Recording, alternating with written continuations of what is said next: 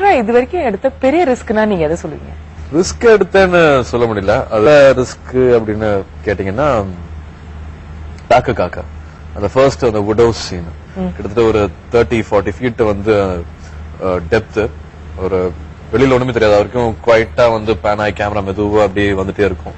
ஸ்லோவா அந்த would house வந்து ரிவீல் ஆகும். ஒரு மார்னிங் ஒரு 4:30 இருக்கும். அது நிஜமாவே ஷூட் பண்ணும் போதும் மார்னிங் 4:30-5:30 இருந்தது. இது நாங்க வந்து கொலம்போல ஷூட் பண்ணோம். நூரலியாங்கிற ஒரு இடத்துல ஷூட் பண்ணோம். ஊட்டி மாதிரியான ஒரு இடம், ஒரு ஹில் ஸ்டேஷன், பட் அதுல ஒரு லேக் இருக்கு. அதுல கன்ஸ்ட்ரக்ட் பண்ண வுட் ஹவுஸ் அது. அது சொல்லிடுறேன், என்ன சீன் சொல்லிடுறேன், அப்புறமா என்ன சீன் சொல்றேன்.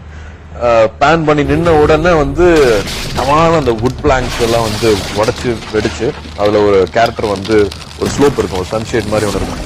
அதுல தலை குப்புற ரோல் ஆகி அப்படியே ஒரு 30 அடி தண்ணி இருக்கு, அதுல வந்து விழுவணும். அது டூப் இல்லாம ஹீரோ பண்ணணும் அப்படிங்கறதான் வந்து கௌதம் எனக்கு ஃபர்ஸ்ட் சொன்ன சீன். காக்க காக்கோட சீன் நான் பண்ணியே ஆகிறேன் அப்படின்னு சொல்லிட்டு தான் அடுத்த டைரக்ஷன்ல ஆரம்பிச்சாரு. ஷூட்டிங் எல்லாம் போயிட்டோம்.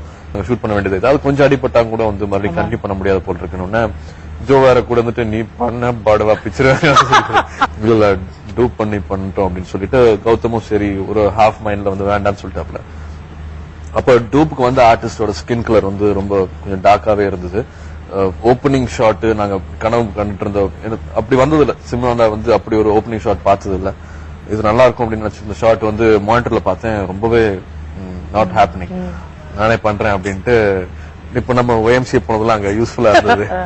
எப்படி வந்துன்னு தெரியல, ஏன்னா என்ன மாதிரியான டெப்த் கீழே இருக்குது, அந்த ஸ்லோப் என்ன மாதிரி இருக்குது அப்படிங்கறது தெரியாது. ஃபுல்லா கவர்டு வுட் பிளாங்க். அது உடச்சதுக்கு அப்புறமா தான் உள்ள அடியில எவ்வளவு டெப்த் இருக்கு அப்படிங்கறது தெரியும். தலை படக்கூடாது. உடைச்சிட்டு வெளியில வந்த உடனே முதுகு தான் ஃபர்ஸ்ட் லேண்ட் ஆகணும்.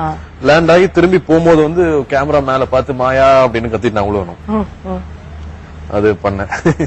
ரிஸ்க் எடுத்தா அதான் ரிஸ்க்.